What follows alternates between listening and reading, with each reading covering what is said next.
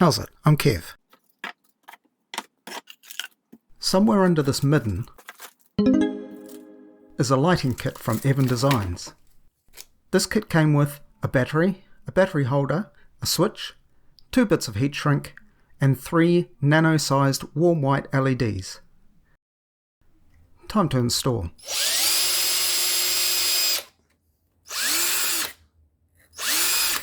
I like these kits as they are extremely simple.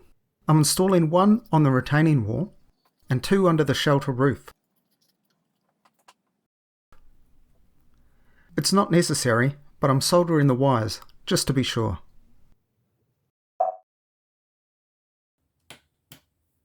Cozy.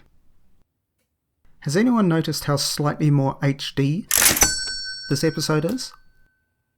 This railroad's going places.